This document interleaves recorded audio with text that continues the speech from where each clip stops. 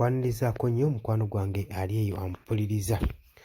Eno Muhoozi Kainerugaba avuddeyo n'akola statement esesezza bannayuganda era bangi bakyewuunya nti omukulembeze waffe kikyaliko, ddala tulina mukulembeze oba munnakatemba.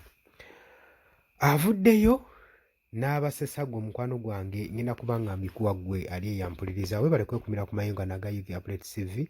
Ntegeeza nti okola kyamaanyi nnyo okubeerako. Gwe ayagala otweyungako genda wansi waliwo ekigambo subscribe kikoneko, ojja kuba otufuna, ojja kuba osobola bulungi nnyo tufollowinga buli bubaka bwe tuteekako obeere ng'obufuna. Gwe ky'oba okola koona mu kadaako towerabira kakoonamu ke kajja okuyambako okukuleetera notification message nti tulina bye tuleese ebinyuvu. Gwe mukwano gwange ali eyo ampuliriza.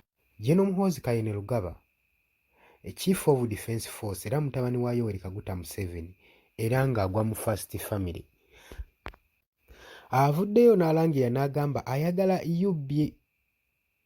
UBC, Uganda Broadcasting Corporation, television eno emuhostingeko, bamukyazeeko, bamuweeyo puroguraamu abakazi b'omu Uganda mbu basobole okuba nga balaba omusajja omubalagavu w'afaanana.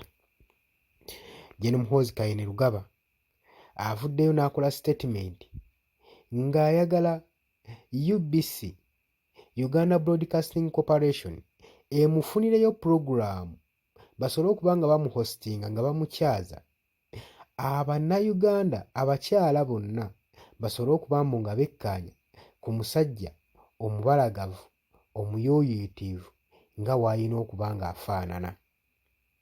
Agambye nti eno puroguraamu ejja kuba nga egendereddwamu abakazi aba Uganda bonna bonna okusobola okujja ku TV ku UBC era kijja kubeera kompaluzale.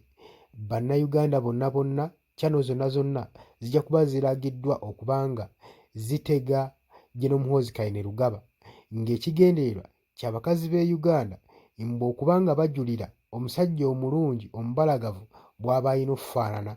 Gwe mukwano gwange ali eyo ampuliriza. Kino nno kisise bannayuganda emyoyo bangi olw'ensonga nti bangi babadde bamulinamu essuubi ng'omukulembeze wa PLU.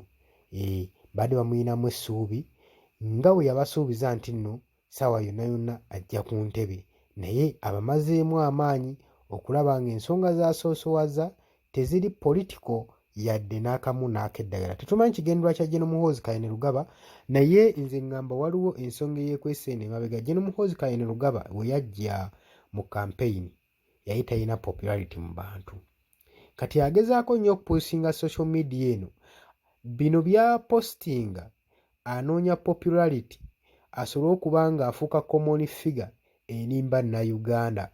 Y'ensonga lwaki olaba byonna byapostinga tebimulya.